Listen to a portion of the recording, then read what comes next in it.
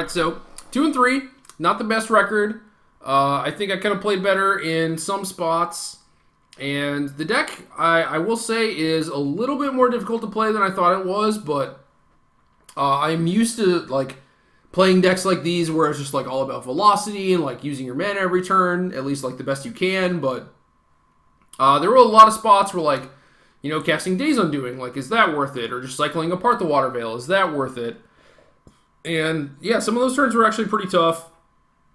Sideboarding was not very simple either. I didn't play against any human decks, but I do feel like those decks kind of rose up a little bit more this last weekend. So I could see another displacement wave. I was talking in the deck tech about maybe splashing Fever Visions, and I think that would be really nice. Just gives you another threat, and a threat that's like cheap and hard to deal with.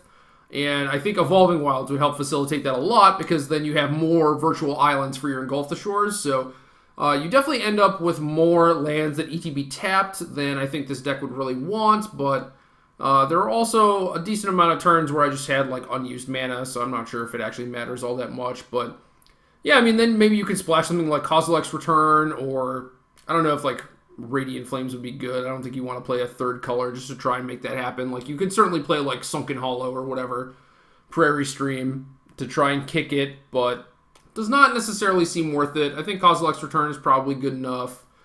Not great with Prism Ring, obviously, but might be good. Might be better than Displacement Wave. I don't know.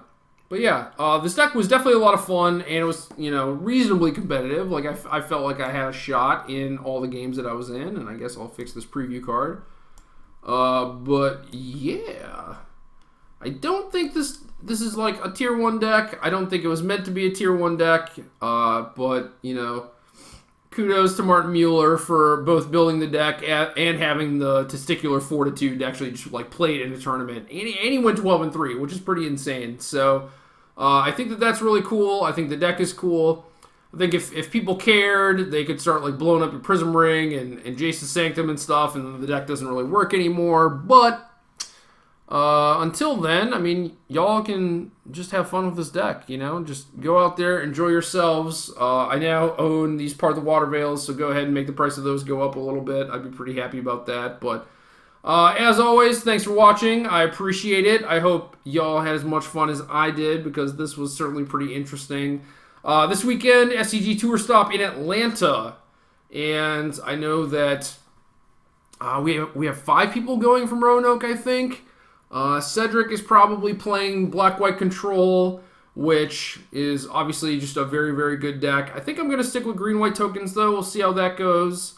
And next week, rather, probably standard video on, I don't know, maybe the Nahiri Cryptolith Right deck. But I guess I could also do Modern. I haven't done like a Jeskai Nahiri thing, so maybe that's what I should do. But yeah, got any suggestions? Let me know in the comments. I'm always down to, do what the people want. So yeah, this was fun. Engulf the Shore is fun. Like, fun for me, not fun for them. But it reminds me of the olden days where I just played all these do-nothing decks. And this deck is very, very close to that. So yeah, this was pretty sweet. I enjoy doing this every once in a while. This is not something that I would do long term, but yeah, go out there, have fun, enjoy it.